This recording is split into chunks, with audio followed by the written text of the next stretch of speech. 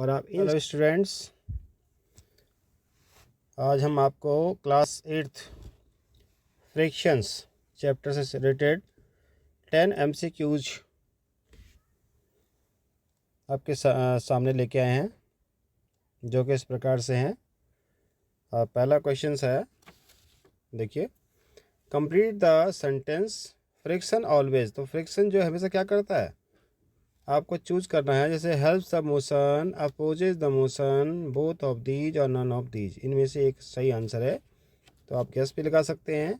और जो सही आंसर है वो क्या होगा, ये बी वाला, अपोजेज द मोशन।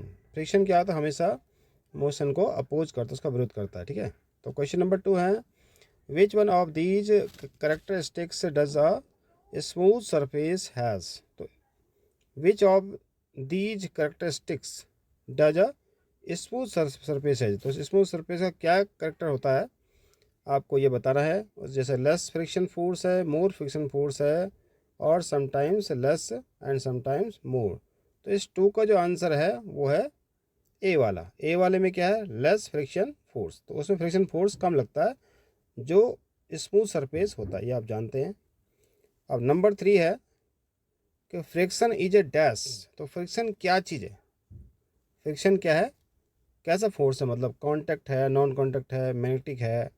तो इसमें आपको पता है फ्रिक्शन क्या है, हमेशा तब लगता है जब दो बॉडी आपस में क्या करती है, इन कांटेक्ट होती है। तो ये कांटेक्ट फोर्स है, तो ए वाला इसमें राइट है। कौन सा है, ए वाला। ठीक है, और इसके बाद है क्वेश्चन नंबर 4 देखिए, what kind of substance are known as lubricants. कैसे सब्सटेंस होते हैं लुब्रिकेंट्स। तो क्या जो लुब्रिकेंट्स होते हैं वो क्या करते हैं, फ्रिक्शन को कम करते हैं, डिक्रीज करते हैं। तो बी वाला ऑप्शन इस पर राइट है। ठीक है, अब नंबर 5 में देखिए, फ्लूइड्स आर।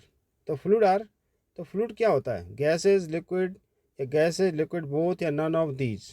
तो इसमें से क्या हो सकता है, इनमें सी, गैसेज एंड लिक्विड बोथ, ये फ्लूइड दोनों हो सकते हैं। इसके बाद है, on what forces of frictions depend. On what forces of friction किस पे डिपेंड करता है। तो देखो किस पे डिपेंड करता है, ये हमेशा जो है इन सभी पे। वैसे तो smooth of surfaces, roughness of surfaces, in kind of surface, तो इन सब पे डिपेंड करता है। इसलिए आंसर होगा डी, ऑल ऑफ अबव। ठीक है, ऑल ऑफ अबव इसका सही आंसर है। और number 7, friction is an dash. तो आपको पता है फ्रिक्शन क्या है, ए विल बी है और फो भी है, तो बोथ।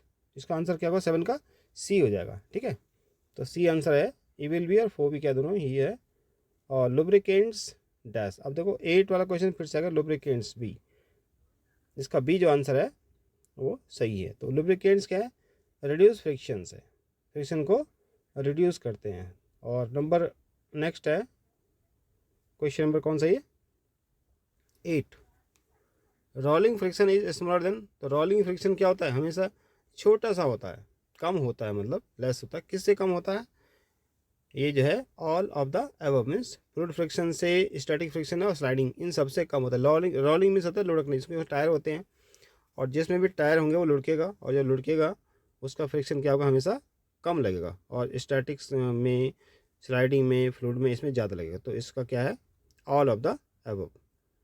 तो स्टूडेंट्स, ये हमारे 10th लास्ट क्वेश्चन है, the shape of the airplane is like. तो एयरप्लेन का साइज कैसा होता है, आप देखो बर्ड के जैसा होता है, कार के जैसा, या डॉग के जैसा, ऑल।